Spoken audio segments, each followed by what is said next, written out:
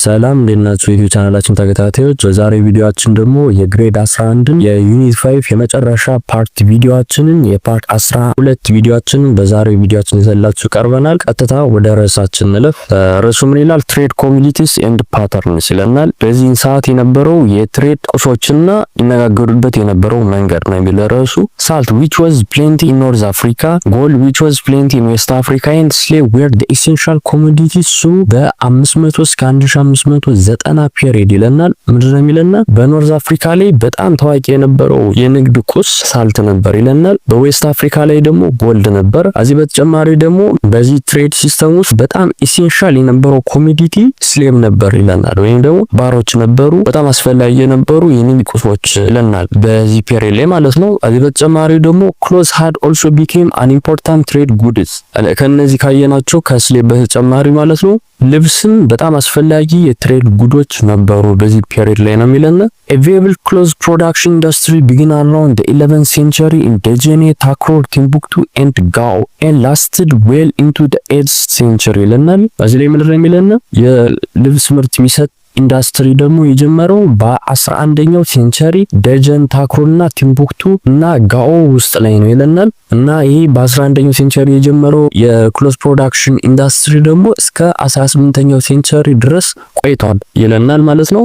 በኢዘ 11th century a typical caravan include 1000 camels።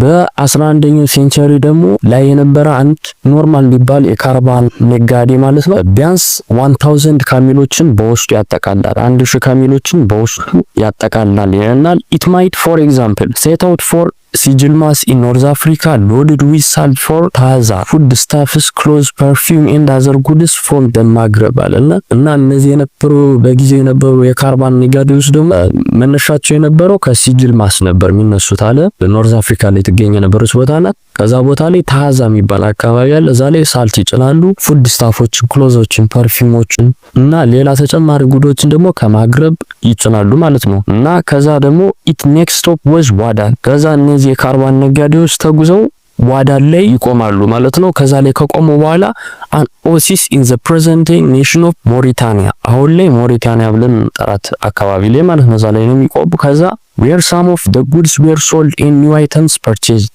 ከዛ ከቆሙበት ቦታ ላይ አዳዲስ ቁሶችን ይገዛሉ፣ ይዘዋቸው የመጡ ቁሶችን ደግሞ ይሸጣሉ ማለት ነው። then the caravan went to Walata or Tichit on the southern edge of the Sahara and finally it went on to Timbuktu ይለናል ማለት ነው። ከዛ ሁለተኛ ስቶፓቸው የሚሆነው ደግሞ ከዚህ ተነስተው ይሄዳሉ። ከዛ ዋልታ ወይም ደግሞ ቲቺት የሚባል አካባቢ ላይ አለ። አዛም ላይ ሳውዝ ኤጅ ወይም ደግሞ ሳሃራን አካባቢ ላይ ነው የሚገኝ። ከዛ ከሱ ላይ ይቆማሉ ማለት ነው። ከዛ መጨረሻ ላይ ወደ ቲምቡክቱ ወይም ደግሞ ወደ ፋይናል ዴስቲኔሽናቸው ወደ ቲምቡክቱ ይሄዳሉ ማለት ነው። from there the salt and other products would likely be taken by canoes on Nile or Djenne, where the salt was broken into smaller pieces and carried into the forest area by the slave porters and donkey of the Duila Wangara ይለናል ማለት ነው። ምንድነው የሚለና እዚህ ላይ ደግሞ እነዚህ የመጡ ፕሮዳክቶች ደግሞ በካኖኖች ናይኒያ እና ደጀን የሚባሉ አሉ። እነዚህ ካኖኖች ማለት ነው በእነሱ ይወሰዳሉ ይለናል። ከዛ ደግሞ ያመጡት ሳልት ደግሞ ወደ ስሞለር ፒስ ይከፋፈላል ወይም ደግሞ ወደ ስሞለር ፒስ ያደቁታል ማለት ነው። ያንን የመጣውን ጨው ከዛን ወደ ስሞለር ፒስ የተቀየረውን የሳልት ምርት ደግሞ ወደ ፎሬስት ኤሪያ የሚወስዱት የሚያጓጉዙት ደግሞ የዱዊላ ዋንጋራ ስሌቭ ፖርተሮች አሉና እነሱ ናቸው የሚያጓጉዙት። እነሱ በተጨማሪ ደግሞ ዶንኪዎችንም ይጠቀሙ ነበር ነው የሚለና ለማጓጓዣነት ማለት ነው። these traveling merchants trade the salt and other items from the north for forest, gold, cola nuts, animal hide and other products and then return to Djenne and Timbuktu ይለናል። ከዛ ደግሞ የሚለና ምንድነው ከዛ እነዚህ ትራቨሊንግ መርቻንቶች ያየናቸውን ማለት ነው ተጉዘው የመጡ መርቻንቶች ደግሞ ያመጡትን ምርት ለኖርዝ ይሸጣሉ። በምላሽ ወይም በሪተርኑ ፎሬስት ጎልዶችን፣ ቆላነት፣ አኒማል ሃይዶችን፣ አዘር ፕሮዳክቶችን በሪተርን ለማግኘት ማለት ነው። ደጀኒ ከኒያኒ እና ከቲምቡክቱ ለማግኘት ማለት ነው። እና በዚህ መሰረት የ11ኛ ክፍልን የቻፕተር 5ን የመጨረሻውን ርዕስ በዚህ መሰረት አርሰናል ማለት ነው። ታች ላይ ዩኒት ሰመሪ አለ። እስካሁን ያየነውን የዚህን ቻፕተር ሙሉ ሀሳብ አጠቃሎ ያዝ ኖት አለ። እሱን ነው ምን ይላል? when the European colonists came to Africa in the last quarter of በ19ኛው century they fabricated a completely wrong approach to the continent of Africa and its peoples dark continent without history። ምንድነው የሚለን? ኢሮፒያ አፍሪካን ኮሎናይዝ ማድረግ ሲጀምሩ በ11ኛው ሴንቸሪ ኳርተር ማብጫ አካባቢ የውሸት ታሪክ ፋብሪኬት አድርገው ነበር።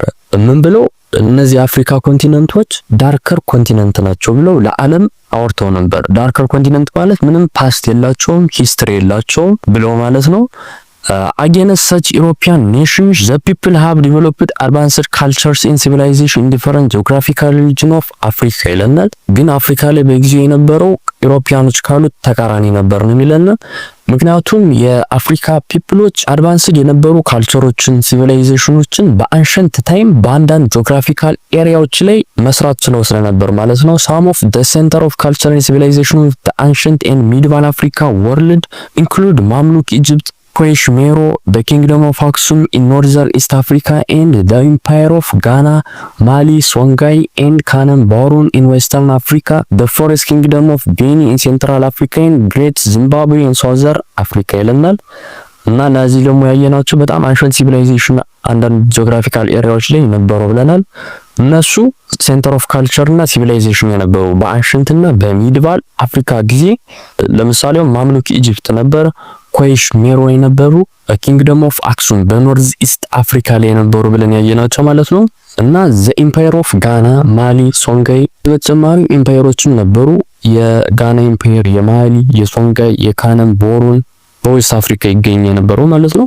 እና ፎሬስት ኪንግደም ኦፍ ቤኒ የሚባል በሴንትራል አፍሪካ የሚገኝ እነዚህ ኢምፓየሮች ነበሩና ግሬት ዚምባብዌ በሳውዝ አፍሪካ ደግሞ ይገኝ የነበረው ግሬት ዚምባብዌ እነዚህ በሚድባልና በአንሸንት የአፍሪካ ሲቪላይዜሽን የነበረባቸው ዳይናስቲዎች ናቸው ማለት ነው። the Swahili people of the eastern coast and the Hausa people in what is now Nigeria and the Khoikhoi and the Saran people in southern Africa have developed an advanced maritime and agriculture ይለናል። ዛሬ ደግሞ ምንድነው የሚለን? እነዚህ ከዚህ በተጨማሪዎች እነዚህም ሲቪላይዜሽን ነበራቸው ይላል። ለምሳሌ ሳም ፒፕል ብለን ያየናቸው ማለት ነው ሳውዝ አፍሪካ ላይ የሚገኙት አድቫንስድ የነበረ የባህር ላይ ሲስተምና አግሪካልቸር ሲስተም ወይም ካልቸር ፈጥረው ነበር ይለናል። as a result of the presence of this and as a center of cultural civilization the European narrates that its own its well-developed culture and colorful history was proved to be a sheer fabrication.